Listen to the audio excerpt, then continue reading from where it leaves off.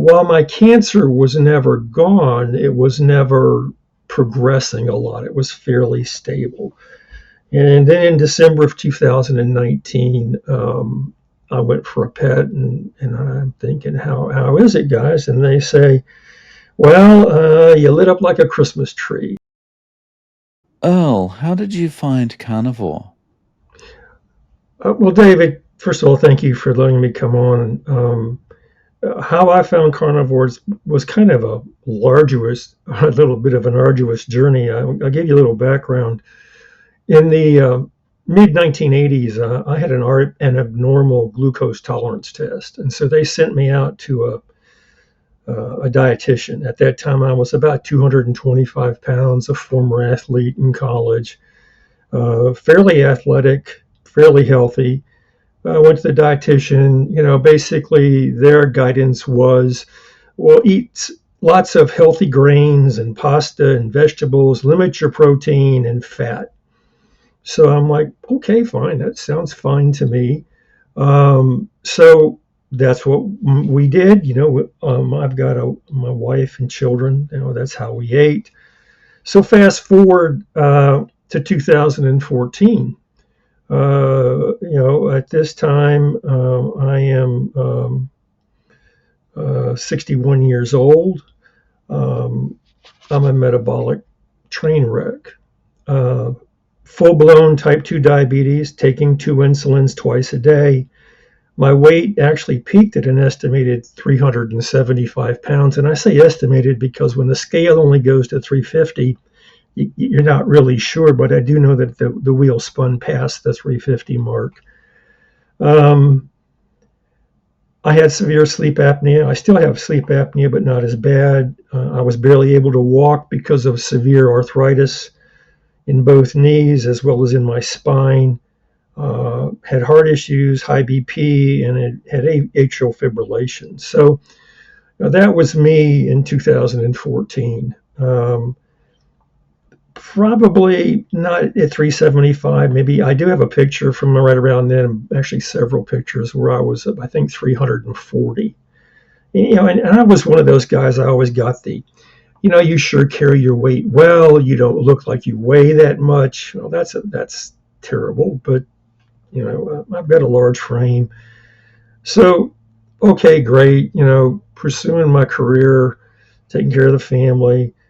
And then in 2014, my left mandibular salivary gland just started swelling up. My ENT thought that it might just be, um, you know, uh, stuck or plugged for some reason, but it grew and grew very fast to the size of a large pecan. Ultimately it was removed, and then the diagnosis came back. Not, you know, everything was good. It came back, you've got cancer. And when they say that, things kind of stop. So they diagnosed me with follicular lymphoma. I had the gland removed. We had radiation treatment, and then ultimately in May of 2014, they said, "Well, you're clear." I got absolutely no guidance at all about diet. I asked about it. Eat how you're eating, lose some weight, eat less, move more. Remember, because I'm still morbidly obese. And for the most part, my cancer was in remission in 2000 until about December of 2019. Well, between 2014 and 2019, I had both knees replaced. I had spine surgery for stenosis. I had a cardiac ablation, and I managed to fall off a ladder and lacerate a left kidney and ended up in the ICU for a week. So, yeah, it was kind of a rocky 4 or 5 years. My journey to carnivore started, after all this background, with the need to get my weight below 300. Uh, my surgeon refused to replace my knee until I got under 300. So I'm trying to restrict weight. I'm trying to work out on two terrible knees. And so the weight loss actually started in the diet change because I read Wheat Belly, the book talking about gluten. And so I started going gluten free after reading Wheat Belly. And so as of 8/25 2/15, my weight was down to 299. So I was down at least a documented 40 pounds. And certainly, if you look at 375, I was already down about 76 pounds. So we went through that. Um, and, my weight bounced around between 299 and 285 for about the next 3 years. I started a new job, and we had a weight loss contest in the office, and I didn't participate. No, I take that back. I did participate. I didn't win, but I asked the winner. It was a young lady. I said, "How did you lose all this weight in a month?" She said, "Oh, I was on keto." And I said, "Keto? I've never heard of that. What is that?" And she said, "Well, the best thing to do is go to YouTube." And so I went to YouTube and started looking at YouTube, and I found doctors Ken Berry, I found Annette Bosworth, Eric Westman, Robert Sideways, and I kind of focused on the MDs because they had some credibility for me. I wasn't looking for, you know, influencers, that weren't MDs. But along the way, I found Ben Bickman, I found Dom Agostino, and Thomas Seyfried. And Thomas Seyfried really kind of rocked my world. I read his book, where basically he had done, I think, convincing research that he said, look, cancer does not start as a genetic disease. Cancer starts as a metabolic disease. And for a guy that was living with cancer and regular PET scans, uh, that really kind of rang a bell with me. So I read his book and really, you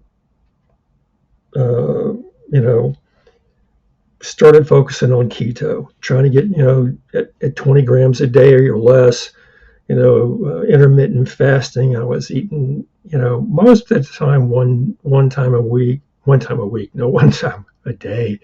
But, I was trying to get fasts in for sometimes up to 36 hours, trying to keep those ketones up. I did start using exogenous ketones, and I still do regularly. I prepare a 40-ounce keto electrolyte drink every day to make sure I'm getting enough fluids and electrolytes. To that, I add an exogenous ketone. And so, that was kind of the beginning for me. And, along the way, I'm still going to cancer clinic for regular pets and everything like that. And while my cancer was never gone, it was never progressing a lot. It was fairly stable. And then in December of 2019, I went for a pet, and I'm thinking, how is it, guys? And they say, well, you lit up like a Christmas tree. And if you've ever seen a picture of an X-ray, you think of a picture with an outline of people, and you've got your organs inside the pet. Well, my pet, you could see the organs, but there were these white dots all over my torso, all over several bones. And yeah, it looked like a guy, a cartoon with a bunch of white dots all over it. And they said, well, you're what's called a Duvel 4 or 5, which is as high as the score goes, which is not a good thing. So full cancer relapse. So in February 2020, we started chemo and immunotherapy. Now, understand that's the beginning of COVID. So I'm coming into the beginning of COVID, and I'm like, well, is cancer going to kill me, or is COVID going to kill me? So I really focused on my diet. My weight was continuing to drop, and I went down 240, 230. My weight today is about 210 or 215. I'd like to be at 185. I'll get there eventually, but for right now, I'm doing okay. So we went through what's called RCHOP, and every one of those RCHOP stands for a drug that I'm getting. and I'm getting it every 3 weeks, and I'm going through multiple cycles of this. And so during this time, uh, the cancer rolled back. It was never gone. They got it down to like a Duville 2. And so we started various maintenance protocols of this drug every couple of months, this drug every couple of weeks. And I was doing okay, but I never bounced back, had a lot of fatigue, but I'm doing the diet. One thing I will say, I'm very fortunate because I told my oncologist, I said, hey, look, I am not going to not supplement. I am not going to not follow this diet. I'm not going to eat a whole lot of carbs. And I didn't get a lot of pushback. Okay. They said, well, give us a list of all the supplements you take. And I take, between my medications and everything, I take about 40 different items a day, because early on I had read a story of a guy whose brother had contracted cancer, and his oncologist was just an arrogant asshole, if you'll excuse me, and you can edit that out if you need to. But he said, you can't supplement. No, you have to eat, the standard American diet. And the guy died about 9 months later, not from the cancer, but from flaming malnutrition, because he developed where his body just wouldn't absorb nutrients. And I said, hey, look, it's my body, it's my life. I'm going to work with these people as best I can, but I will take supplements, and I take supplements, for things like heart, because I have heart disease. I've had CACs, and I've had CIMTs, and I have a family history of heart disease. My grandfather died of heart disease. My dad had open heart surgery twice.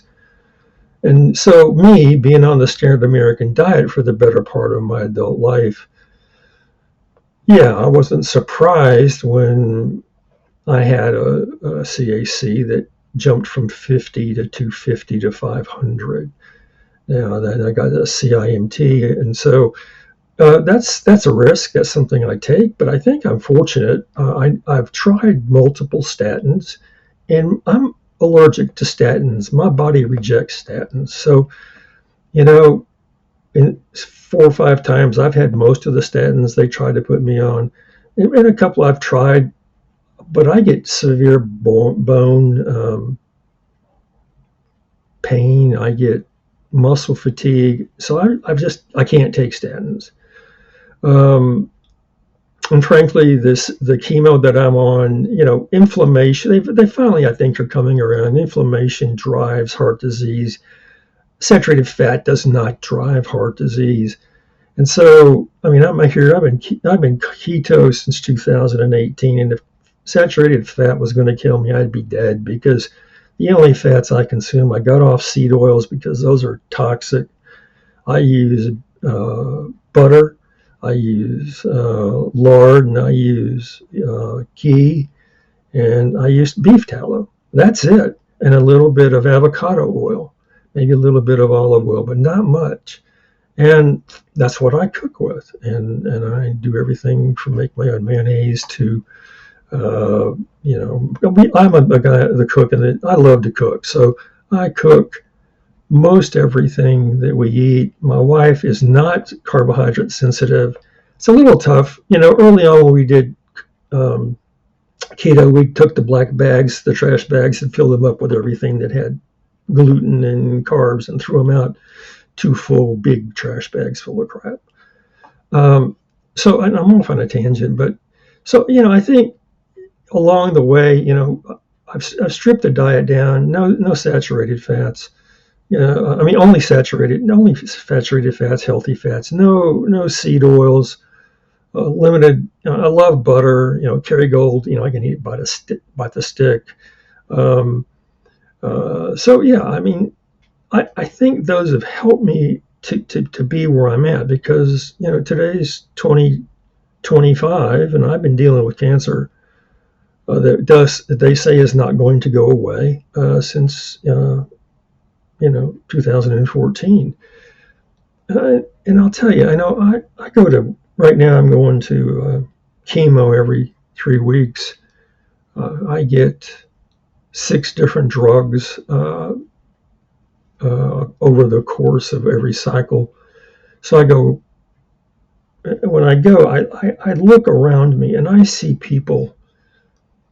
other people with cancer, and it bothers me because they look like I looked in 2014 or in 2015 when I had my knees. They're obese, and the thing that drives me crazy is I sit in the cancer clinic and they have a snack cart that they come through, and you're sitting there hooked up to an IV, and they say, "Would you like something to eat?" And the snack cart is basically Nabisco cookies and Nabisco snacks and chips, and it just I look at it and I'm like, okay, what's the reason that you would give sugary snacks to people that are getting IVs to fight cancer? Now maybe the sugar helps the chemo target the cancer cells. I don't know, but it just seems wrong to me, especially the work by Seyfried that basically cancer is a metabolic disease. It's not genetics. Genetics is the downstream disaster that happens from insulin resistance and years of sugar and diabetes. It breaks my heart, and I feel so fortunate, Dave. I got to tell you, because I'm looking around and I see teenagers come in that are ravaged by this disease, and they're overweight. And I look at the elderly that come in and they're overweight, or they're totally emaciated because they're trying to eat the standard American diet, which drives the inflammation, which drives the cancer. And so I doubt if they're getting the benefit that they possibly could get if they were on a strict keto or a strict carnivore. I wish someone would talk about diet to cancer patients. Hmm. So go So, ahead. what was the point? When did you make the transition kind of from keto to carnivore? Well, after 2019, I went through that round, and frankly, I was a strict keto.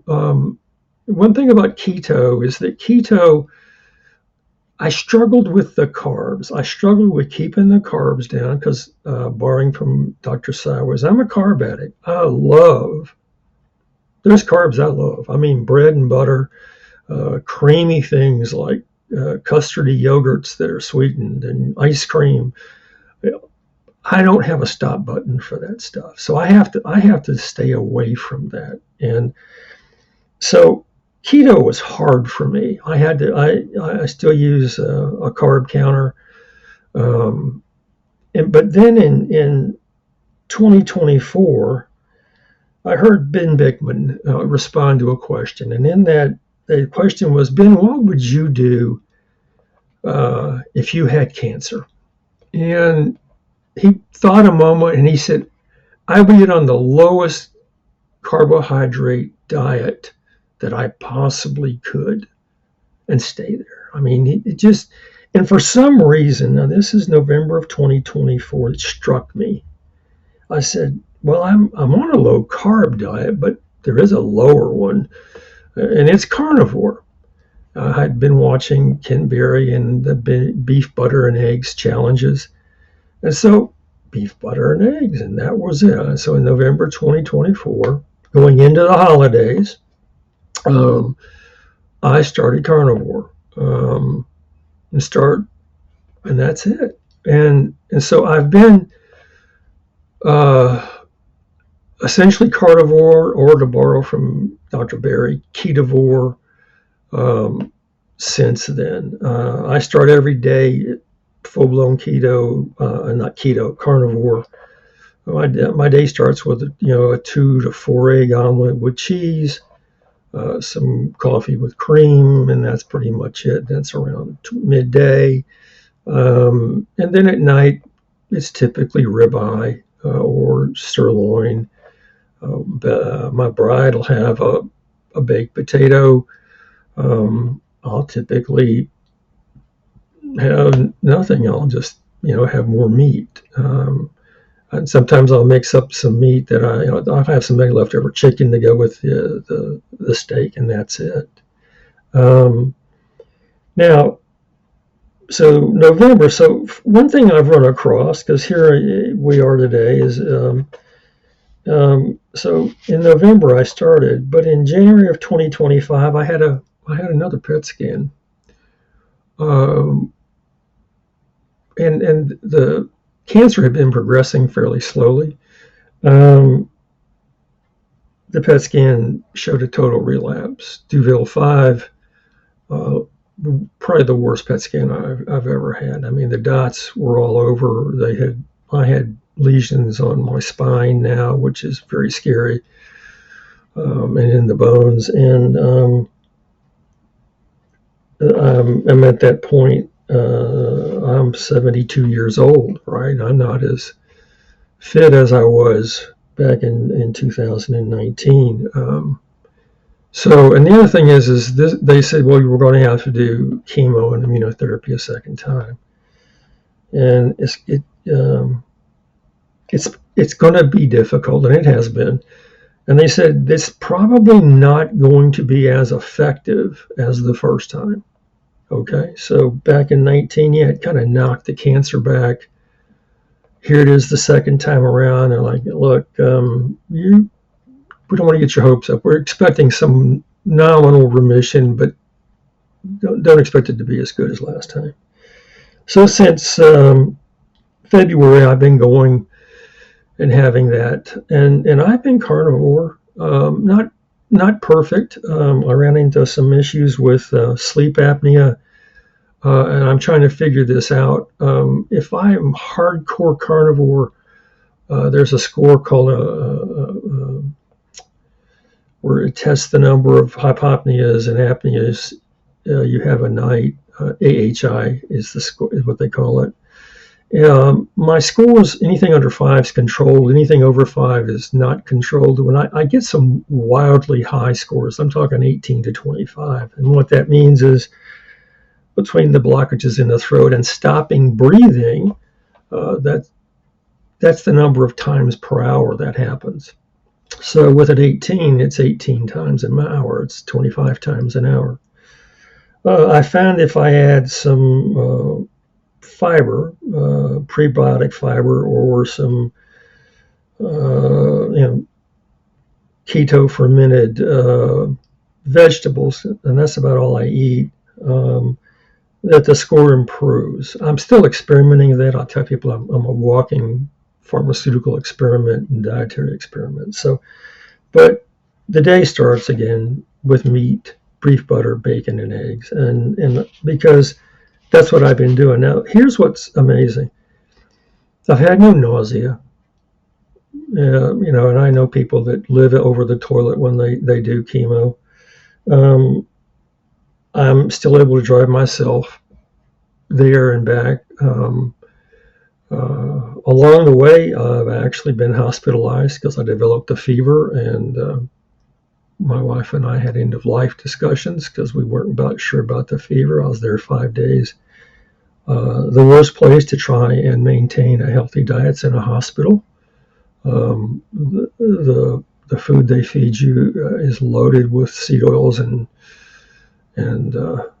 it's just not good for you. And so my wife's bringing me food in the hospital, which we learned back when I had my other surgeries that's what you had to do.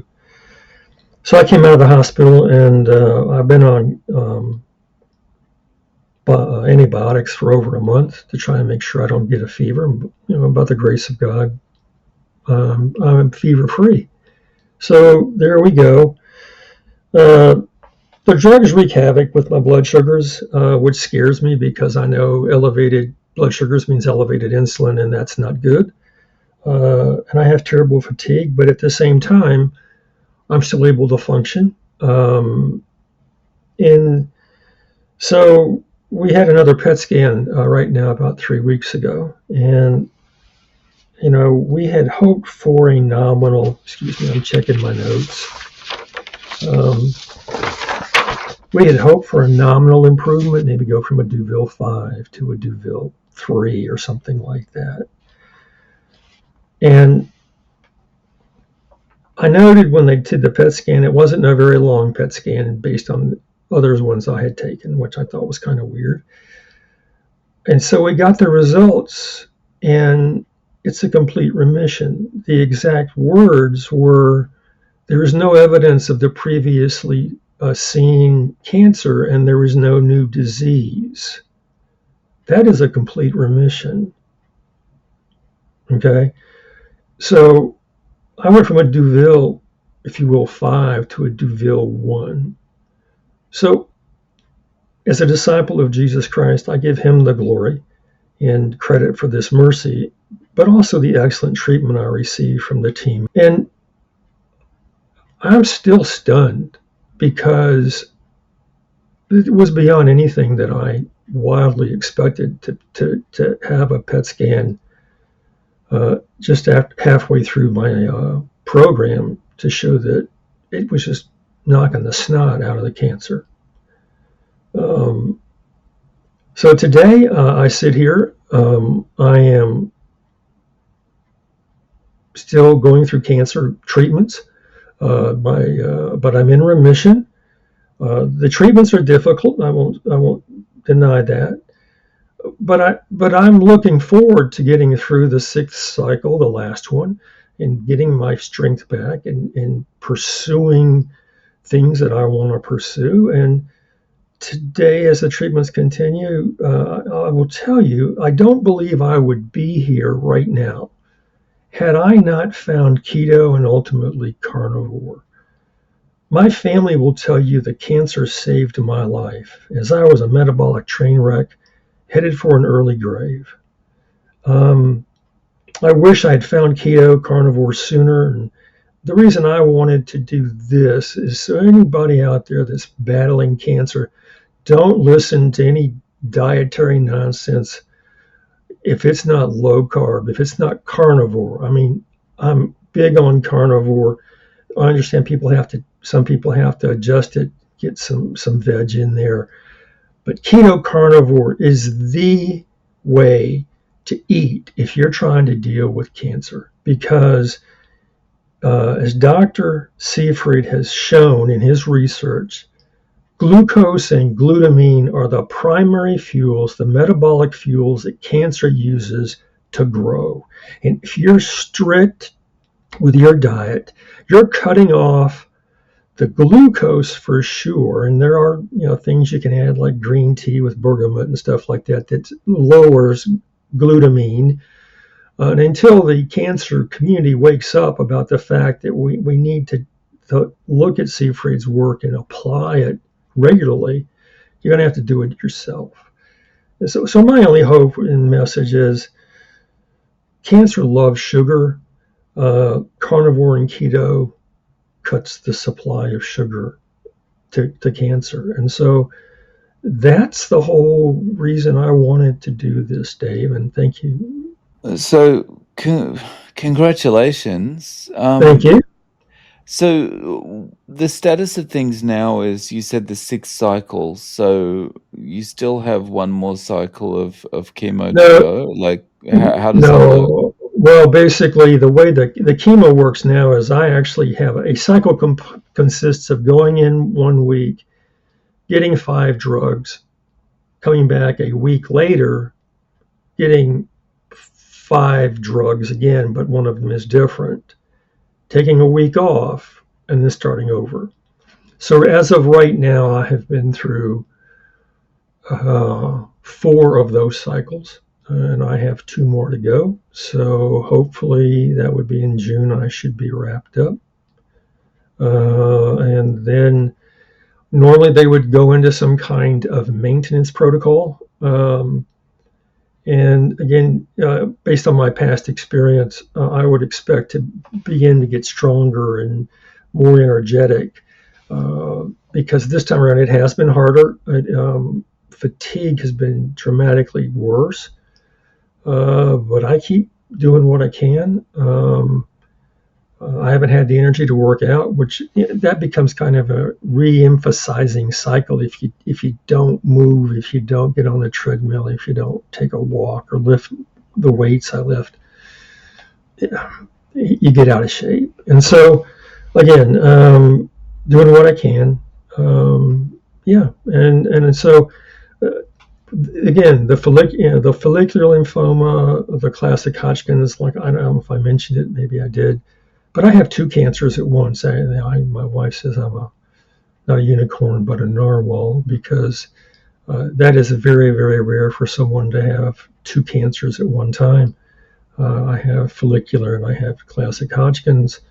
And again, that there's no, I'm remain to be told that there is no cure for the follicular lymphoma, that it will not go away. So, okay, we deal with it. And I've told people over and over, look, my length of days are ultimately in God's hands. I will be alive as long as He wants me here, as there's some usefulness for me. And when He wants me, when I've used up my usefulness, He'll call me home, and that'll be that. But I remain, committed to fighting the cancer, to being here for my wife and my children, my grandchildren, and hopefully anybody that wants to, that hopefully this helps. So, Earl, if people want to reach out to you, how can they get in contact? I've set up an account on X. It's ampersand Earl, EARL underscore K2018. I'll link to your X account in the show notes. Okay. Earl, thank you so much for coming on and sharing your story with us. I really appreciate your time. I appreciate you.